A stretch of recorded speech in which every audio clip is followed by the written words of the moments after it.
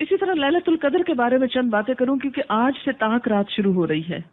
آج 21ویں رات ہے انشاءاللہ تعالی، تو ہو سکتا ہے آج ہو یا 23ویں یا 25ویں 27ویں 29ویں سے کوئی ایک رات ليلۃ القدر ہو سکتی ہے.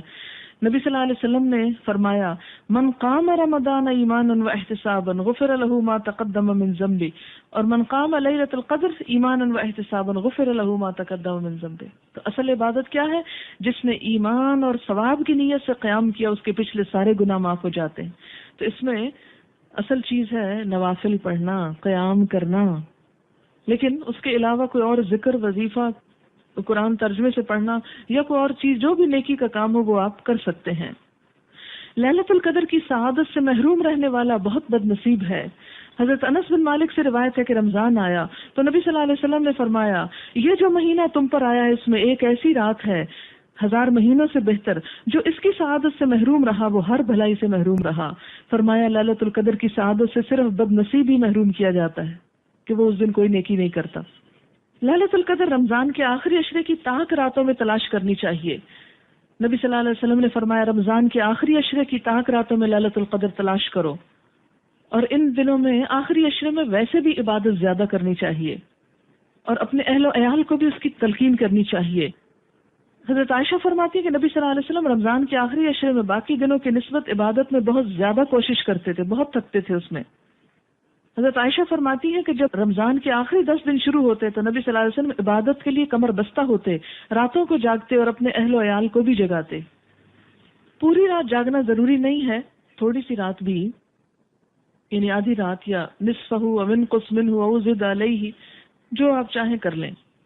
حضرت ابو ذر کہتے ہیں کہ نبی صلی اللہ علیہ وسلم نے فرمایا جس نے رمضان میں امام کے واپس ہونے تک امام کے ساتھ قیام کیا یعنی تراویح، اس کے لیے ساری رات کا قیام لکھا جائے گا، ساری رات کا ثواب، یعنی باجماعت تراویح کا اتنا بڑا اجر ہے.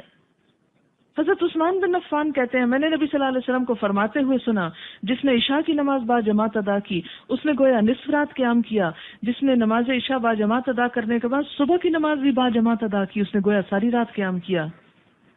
نبی صلی اللہ علیہ وسلم رمضان میں کثرت سے تلاوت اور انفاق فی سبیل اللہ فرماتے تھے. حضرت عبداللہ بن عباس فرماتے کہ نبی صلی اللہ علیہ وسلم لوگوں کے ساتھ بھلائی کا ارادہ کرنے میں بہت سخی تھے، لیکن رمضان میں جب حضرت جبریل آپ سے ملتے تو آپ اور بھی زیادہ سخی ہو جاتے.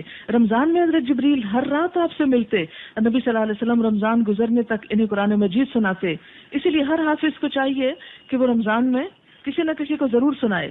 جب جبریل علیہ السلام آپ سے ملتے تو آپ کی سخاوت تیز ہواؤں سے بھی زیادہ بڑھ جاتی، کیونکہ اچھی کمپنی میں انسان کا نیکی کو زیادہ دل چاہتا ہے. اس لیے ليلۃ القدر میں یہ دعا پڑھنی چاہیے اللہم انک عفو، پڑھیے ذرا، اللہم انک عفو تحب العفو فاعف عنی، اللہم انک عفو تحب العفو فاعف عنی. اگر سب گھر والوں کے لیے کہنا چاہیں تو فاعف عنا بھی کہہ سکتے ہیں.